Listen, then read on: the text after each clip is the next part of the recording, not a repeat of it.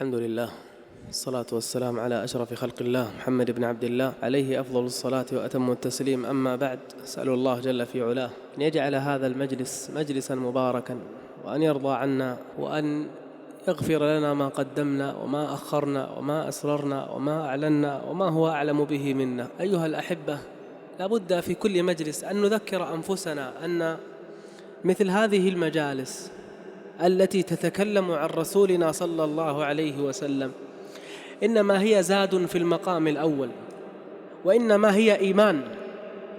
من لوازم الإيمان بمحمد صلى الله عليه وسلم أن تتعرف على هذا النبي فتتأسى به وتقتدي به وتحبه صلى الله عليه وسلم. محمد صلى الله عليه وسلم لما أخذ معه أبو بكر الصديق ونزل من الغار كانوا 4. طبعا الكفار صعدوا إلى أعلى غار ثور، قالوا ها هنا قد انقطع الأثر، وأصبحوا يرون مكة من علو، وهم لا يدرون أن محمد صلى الله عليه وسلم وصاحبه لو نظروا إلى أقدامهم لرأوه، وهم يقولون ها هنا انقطع الأثر، وينهم؟ فسيكفيكهم الله وهو السميع العليم. أبو بكر من هول الموقف يقول يا رسول الله، بكى أبو بكر ترى، يقول يا رسول الله لو نظر أحدهم إلى أقدامه لرآنا. نتعلم من محمد صلى الله عليه وسلم، قال يا أبا بكر ما ظنك باثنين الله ثالثهما، لا تحزن. شوف كلنا بشر، لكن يذكر نفسه الإنسان، قال له لا تحزن إن الله معنا، فأنزل الله سكينته عليه. فنزلوا وقابلهم عبد الله بن إيش، متذكرين ولا خلاص راح؟ ابن أريقط. ومين من الرابع؟ عامر ابن فهيرة. انطلقوا نحو المدينة، مروا بعسفان، ثم بإيش؟ ثم أملج، ومروا أيضا على القرية المعروفة الآن، يمكن حتى فيه ناس حاضرين معنا من قديد. مر النبي صلى الله عليه وسلم بقديد متوجها إلى المدينة. شوف من حب النبي صلى الله عليه وسلم لأبو بكر أردفه معه. طب أبو بكر ما عنده راحلة إلا والله عنده، لكن يقول أهل العلم أن هذا تشريفا للصديق رضي الله عنه. دائما صاحب المكانة العالية لما تركب معه في سيارته ولا تكون في مجلسه تفتخر بهذا، تقول والله أنا ركبت مع فلان، والله أنا كنت مع فلان. فأراد النبي صلى الله عليه وسلم أن يشرف الصديق رضي الله عنه فأردفه معه. وكان بعض الناس يقابلون النبي صلى الله عليه وسلم ويقابلون أبو بكر، فيسألون أبو بكر لأنه كثير التردد على طريق المدينة، النبي صلى الله عليه وسلم غاب عنها فترة، فيقولوا له من هذا؟ يأشرون على النبي صلى الله عليه وسلم، فيقول هذا الذي يهديني السبيل. هم يفهمون أنه إيش؟ أنه يقول هذا الذي يهديني الطريق، وهو يقصد أنه الذي يهديه السبيل، الطريق المستقيم، طريق الإسلام والخير. حصلت مواقف في طريقهم، منها أول شيء لما ابتعدوا شوية، سراقة بن مالك كان مع قومه جالس، فجاء رجل قال يا سراقة إني رأيت أسودة. إيش يعني أسودة؟ يعني أشخاص، أسودة من بعيد، فأظن أنه محمد وصاحبه. إيش قال سراقة؟ قال لا هذول ضيعوا، لهم ضالة قد ضلت فهم يبحثون عنها، وسراقة في صدره يعلم أنه محمد. الله يفتح عليك. ليش قال كذا؟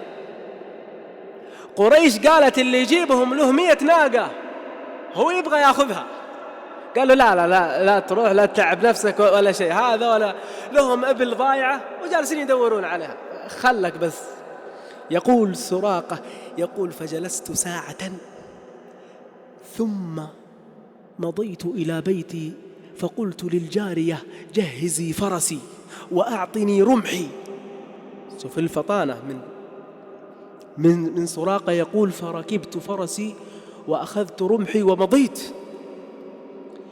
يقول فلما اقتربت منهم سمعت الرسول صلى الله عليه وسلم يقرأ القرآن ولا يلتفت وأبو بكر يكثر الالتفات.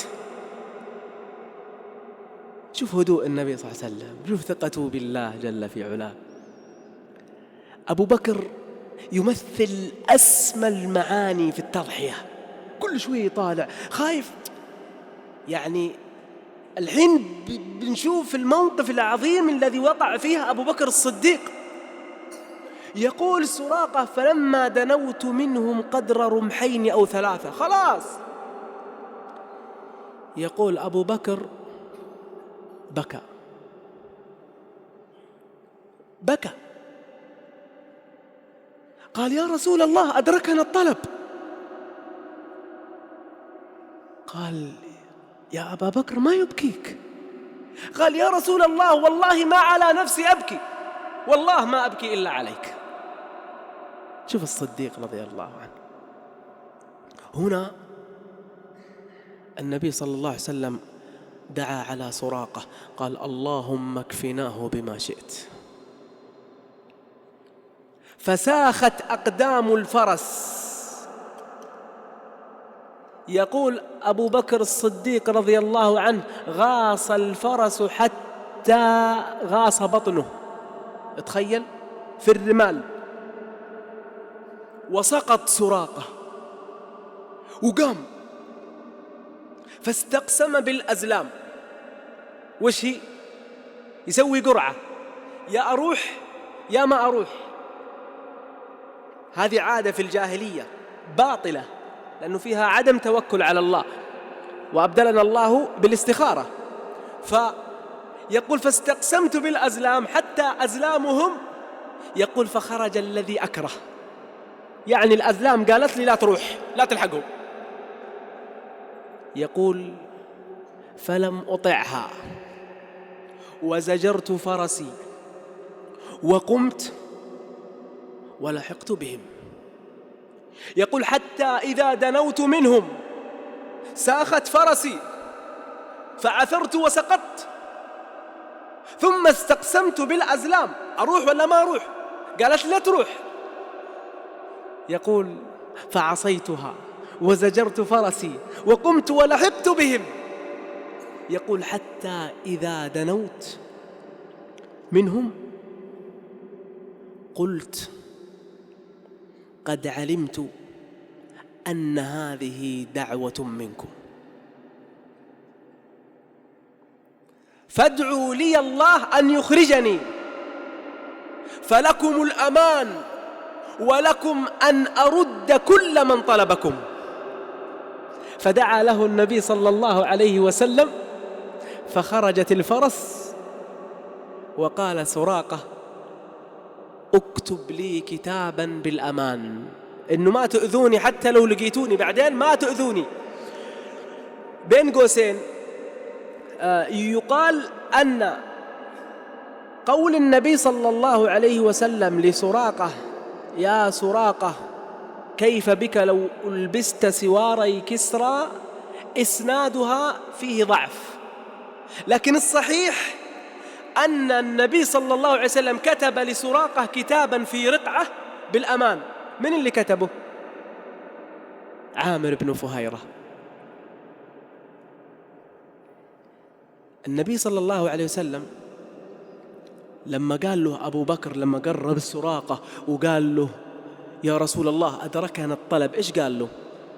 قال له عاد عليه الكلمة اللي في الغار، قال له لا تحزن إن الله معنا. يا أبو بكر احنا معانا الله، ليش تخاف؟ فأكمل المسير. يقول أبو بكر وإحنا نمشي أكملنا المسير حتى طلعت الشمس، يعني ما ناموا في الليل، يقول حتى قام قائم الظهيرة، الجو حار، يقول فتلفت فإذا بصخرة، صخرة كبيرة لها أثر ظل، يعني فيه مكان وراء الصخرة ظل نقدر ننام فيه. يقول فأتيته فمسحته وفرشت لرسول الله وقلت يا رسول الله اضطجع ونم. يقول فإذا براع قد أتى يريد الذي أردنا. إيش يبغى؟ يبغى الظل. يقول فقلت له هل معك من لبن؟ قال نعم. يقول فأتيت له بمحجن، يعني صخرة مجوفة عشان يحط فيها اللبن. يقول فأعطيته فحلب لي، ثم أتيت إلى رسول الله صلى الله عليه وسلم فقلت اشرب يا رسول الله، فشرب صلى الله عليه، هذا أبو بكر يقول، فشرب صلى الله عليه وسلم حتى رضيت.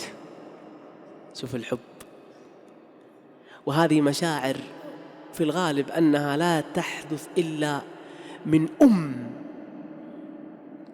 ترحم أبنائها. وأبو بكر الصديق رضي الله عنه تجاوز مرحلة أن تعطف الأم على ابنها من عطفه على النبي صلى الله عليه وسلم وحبه للنبي صلى الله عليه وسلم. لذلك النبي صلى الله عليه وسلم لما مسك في يوم من الأيام بيد أبو بكر واليد الثانية يد عمر، إيش قال؟ قال والذي نفسي بيده هكذا نبعث يوم القيامة. رجال صدقوا ما عاهدوا الله عليه. ثم قال الصديق رضي الله عنه بعد أن رضي أن النبي صلى الله عليه وسلم شبع من اللبن وشبع من النوم، قال أما آن الرحيل يا رسول الله؟ قال بلى آن. يقول فارتحلنا، ثم إذا براع يرعى غنمه، فأتى النبي صلى الله عليه وسلم إلى الراعي فقال هل معك حلوب؟ قال ما عندي إلا هذه قد أخرجت ما فيها شيء. قال فأتني بها. فاعتقلها النبي صلى الله عليه وسلم، يعني أخذ واحدة من رجلينها وحطها بين فخذيه صلى الله عليه وسلم، ومسح على الضرع وسمى الله، فإذا بالضرع قد امتلأ، فإذا به صلى الله عليه وسلم يحلب هذه الشاة، والراعي متفاجئ. في النبي صلى الله عليه وسلم أول من سقى الراعي، ثم سقى أبو بكر، ثم سقى عامر، ثم سقى عبد الله، ثم شرب صلى الله عليه وسلم. الراعي انصدم، قال من أنت؟ والله لا يفعل هذا إلا رجل له شأن. قال فإني محمد بن عبد الله رسول الله إلى الناس. قال الذي تقول عنه مكة صابئ؟ قال هم يقولون، أنا ما لي علاقة في اللي يقولون، لكن أنا رسول الله. قال فأشهد أن لا إله إلا الله وأنك رسول الله. قال له صلى الله عليه وسلم فلا تحدث شيئا حتى تسمع أني قد ظهرت ثم أتني. إذا شفت أنه أعلن الإسلام ذاك الوقت تعال. ثم مضى النبي صلى الله عليه وسلم، فإذا بخيمة، هذه الخيمة فيها عجوز جلدة برزة محتبئة. جلدة يعني فيها قوة وفيها صلابة، وبرزة يعني تبرز للناس. هي كبيرة في السن لكن حجابها وحشمتها حشمة صغار السن، وتبرز للناس محتبئة هو الذي يأخذ ركبتيه بيديه ويجلس جالسة في خيمتها وفاتح الخيمة للمارة. ليش؟ تخدم المارة، تعرف أنه هذا طريق سفر، واللي يعدي من هذا الطريق تشوف إذا محتاج موية ولا محتاج لبن ولا محتاج لحم. فقال النبي صلى الله عليه وسلم: يا أم معبد، هل عندك شاه؟ أو أبو بكر الصديق أول شيء جاءها قال لها: نبغى نشتري لحم ولا لبن؟ قالت: ما عندي لا هذا ولا هذا. قال لها: طيب. النبي صلى الله عليه وسلم تكلم، قال: هل فيه شاه نحلبها؟ قالت: ما فيه إلا هذه الشاه، قد أعجزها الجهد، تعبانة، حتى الغنم الباقية ما قدرت تروح المرعى معهم من كثر ما هي هزيلة. فقال صلى الله عليه وسلم: ائتيني بها. فأخذها النبي صلى الله عليه وسلم ودعا الله ومسح على ضرعها حتى فرجت عن رجليها. ليش فرجت؟ امتلأ الضرع باللبن، فرجت واجترت. من اللي يجتر أصلا؟ من اللي يجتر دائما في الحيوانات في البهائم؟ الجمال. فاجترت الشاة، أخرجت ما في بطنها وجعلت تأكل، وامتلأ الضرع بالحليب. وكل هذا المنظر تشاهده أم معبد. فحلب النبي صلى الله عليه وسلم حتى اشرأبت الأعناق إلى هذا اللبن. يقول الراوي، يقول: وما أجمل ذاك الحليب الذي قد امتلأ بالرغوة ونصع بياضه. يقول شيء يعني لا يصدقه العقل. يقول: فالنبي صلى الله عليه وسلم أعطى أم معبد وشربت. شوف هذا الخلق العظيم صلى الله عليه وسلم، ما يقدم نفسه ترى صلى الله عليه وسلم، حتى قال: ساقي القوم آخرهم شربا. وهذا يعودنا على خلق شريف، الإيثار، إنه كيف يتغلب الإنسان على نفسه ويقدم غيره. حب لأخيك ما تحب لنفسك. ثم شرب الثلاثة، ثم شرب صلى الله عليه وسلم.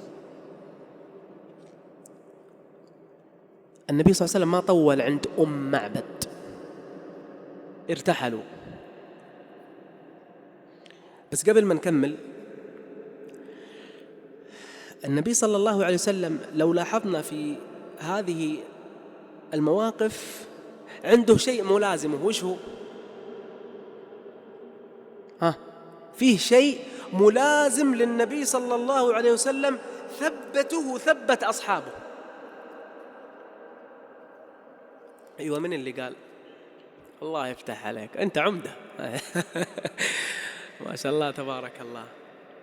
شفت لما أبو بكر بكى وقال: يا رسول الله أدركنا الطلب، إيش قال؟ قال له: لا تحزن إن الله معنا. ويوم سراقة جاء وش دعا عليه؟ قال: اللهم اكفناه بما شئت. هذه الدعوة أبغى أنا وإنت نحطها نصب أعيننا. ترى تمر فينا مشاكل، تمر فينا مضايقات، يمر فينا أذى، نؤذى، إحنا بشر، تمر فينا مصايب. شوف ما أجمل الدعوة لما يمر فيك موقف تقول: اللهم اكفنيه بما شئت. إن كان آذاك في نفسك ولا في ولدك ولا في زوجك ولا في أهلك ولا في بيتك ولا في مالك ولا آذاك في دينك. شوف الدعوة النبوية: اللهم اكفناه بما شئت. فسيكفيكهم الله وهو السميع العليم. الله وصى محمد، قال له فإن تولوا فقل حسبي الله. نفكر مع أنفسنا بس في المواقف الصعبة دائما إذا وقفنا اتقفلت الأبواب، أول شيء نطرق وجهه، هل نحن نقول حسبنا الله، الله اللي يكفينا، الله اللي يتولانا، ولا نطرق الأبواب بعدين الله؟ كل واحد يعرف من نفسه، بل الإنسان على نفسه بصيرة. طيب إذا كان شيء لا يريده الله، من هنا أنا أبدأ أغير وأفلتر وأفوض أمري لمين؟ ليش؟ طيب إن الله بصير بالعباد فوقاه الله سيئات ما مكروا وحاق بآل فرعون سوء العذاب. هذه كانت ملازمة للنبي صلى الله عليه وسلم إلى أن مات، يتوكل على الله ويفوض أمره لله في كل حاجة. نرجع لأم معبد. مضى النبي صلى الله عليه وسلم وأصحابه، لما مضى جاء أبو معبد زوجها قال يا أم معبد إيش هذا؟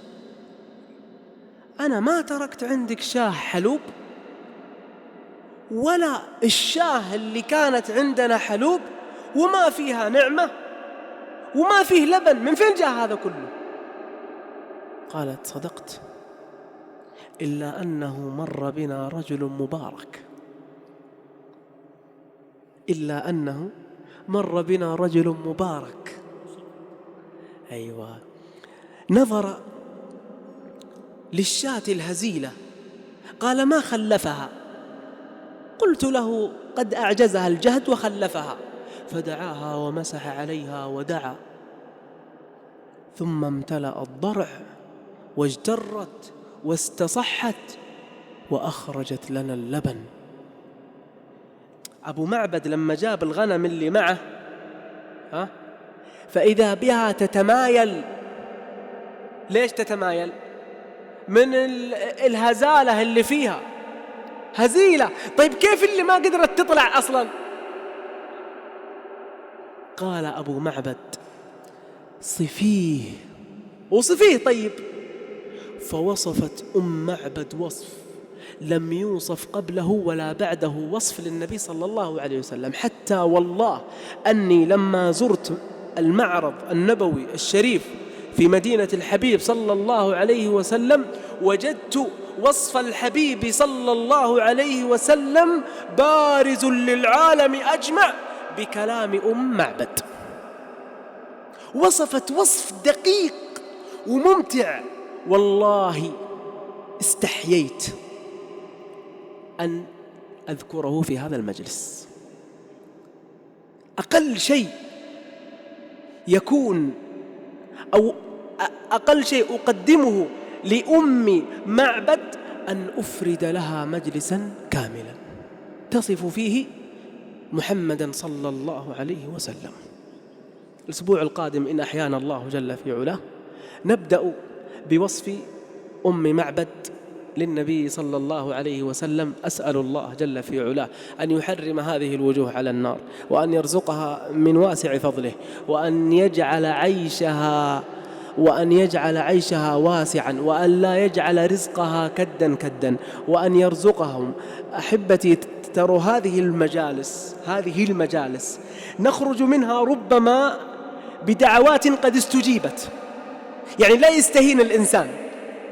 تروا إحنا الآن الملائكة معنا، والله يذكرنا واحد لما نقول يا رب فرج عنا الهموم الملائكة تؤمن، لما نقول يا رب ارضى عنا الملائكة تؤمن، والله يفرح بهذه المجالس. فأمنوا اللهم ارضى عنا رضا لا سخط بعده، اللهم ارضى عنا رضا لا سخط بعده.